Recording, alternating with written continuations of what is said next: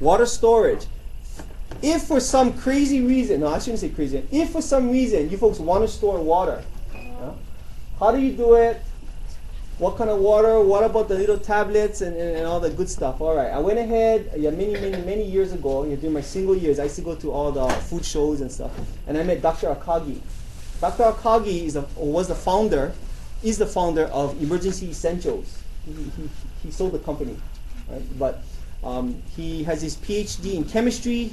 He told me he did his dissertation on the chemical makeup of water, H3O. Yeah? He's an expert on water. He's from Salt Lake City, Utah. So I asked him at the fair, Dr. Akagi, how long can we store water here in Hawaii? And he said, okay, this is what you do. Is you get a sample in a bottle straight from the tap, unfiltered, and you give it to me along with the average temperature and humidity here in Hawaii, and he'll go ahead and do the analysis. He did the analysis, he sent it back to me about, I don't know, a month later, and I was reading the report and I couldn't believe that, according to his report, straight from the tap unfiltered, we can store water here in Hawaii out of sunlight for about 15 years. Okay? So I called him up and I said, is that true? It must be a mistake. And he says, oh no, you folks in Hawaii are really lucky. You know why? Because you have just the right amount of chlorine, you know, and just the right amount of chemicals to where you cannot taste it. But once you filter the water, then that throws off the report. So don't filter it. You take it straight from the tap. Okay. So brothers and sisters, if you want to store water, you can store it for a long time, straight from the tap, unfiltered, out of sunlight. All right, out of sunlight, if you wanted to store water. Okay. Now, another thing is this: when it comes time to drink the water, okay, how many drops of chlorine, the Clorox and all that? I tell you what, there's so many different ways of purifying water, so many different ways. But the way that I was taught and the way that it sounds, you read from the books is per gallon. Yeah, if the water is cloudy or somewhat cloudy, 6 to 8 drops. Yeah? If it's clear and when you're doubtful, 4 drops. Yeah? All right. When in doubt, you put 4 drops per gallon. Now, I talked to Carl Arume, who's a microbiologist on Kauai. I guess he's in charge of the lab there, for the Kauai County water supply. And you know what he told me? He said, okay, if you don't have Clorox and you don't have this and purifying and all that, just leave it out in the sun. I said, oh, that's interesting. He says, yeah, leave it out in the sun for about 2 hours, an hour or 2.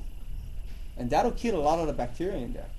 Oh, good question. Now, there's a pump that you can buy from sportsmansguide.com. They sell it for $9.99. It's a red pump, and there's a hose that comes out. Or, brothers and sisters, if you don't have that pump, you're going to have to do it the old-fashioned way.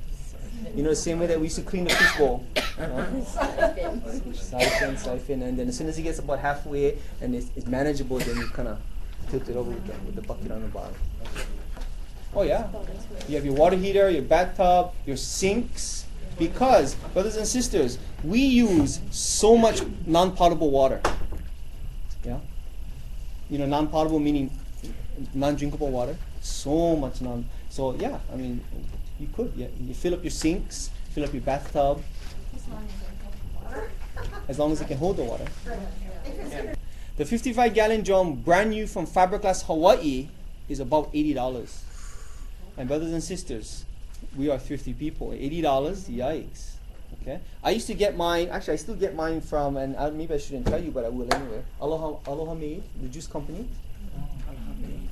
Every so often they call me and say, Ken, I have 5, come by, and I pick them up and just give them to me. Okay, I understand that Pepsi Cola in Halava in Halava Industrial Park, you can call them, and if they have, they'll sell it to you for I think $10 each, or you can get on the waiting list. Brothers and sisters, this is something that I want to close with right here. I recommend that you buy 5 boxes of this one and 5 boxes of this one right here. This right here is your standard 13-gallon, $11.99, 200 count box that you buy from Costco's. I'm sure we all buy this one. It lasts forever. This one here is your contractor cleanup bag, which is a bigger bag, 42-gallon, 3 mil, very good strong bag, and $10.99 at Home Depot. Why do I say 5 boxes of this and 5 boxes of this? Okay. The day before the hurricane, keep in mind, brothers and sisters, that I have a plan. 10 days before, 7 days before, 3 days before, and 1 day before the hurricane. I have a checklist, a personal checklist. The day before the hurricane, when I know that the hurricane is going to come, yeah, I take out my 5 boxes of this, and 5 boxes of this, and me and my family are going to bag everything in the house. Just because during a hurricane, whatever the water touches from the outside, yikes, that's not good. How am I going to bag my sofa? How am I going to bag the piano? I have a whole bunch of these. $11.99, I think it's $10.99, and $4.99. This is a blue card. Okay. At Home Depot. What about the day before the hurricane? How much? Priceless, because no more. And even if someone had and he says, "Oh, you know, I'll give you $100 for this." No way. My piano is worth $4,000. Why should I give you this? And my piano going to get destroyed. Right? You see, I'd rather keep my part and save my piano. Okay. Okay. Bag everything. All right. So $5 of this and $5 of that. Now, brothers and sisters, I always say this, and I apologize, but I'll say it anyway. If you need 10 boxes of this and 10 boxes of this, you have too much stuff. Yeah? I'm sorry. You better clean house. And now's the time to be prepared and get uncluttered, because 5 boxes of this, 200 count. That's 1,000 bags. If you need 2,000 bags, you have too much stuff. And the director of the Board of Health is going to appreciate that, because we know that when the water comes in, yeah, whatever the water touches, like they tell you to throw it away. Yeah? Okay, well, now we're going to have everything in bags. Okay? And also, you want to go one step further, you can also start to buy these nice big Ziploc bags. Okay? Because we have a lot of smaller items, yeah, in our drawers. Empty the drawers and put them in these Ziploc bags, then put them in these bigger bags. My point tonight, dear brothers and sisters, is please have a plan. Yeah? Because really, when the scriptures say that when you are prepared, you shall not fear, it really makes sense. Yeah? When you have a plan, a checklist, you know what to do, and you've practiced it with your family, then you know what? You'll be okay. Because the Heavenly Father is going to bless you because you were prepared. Right? Okay.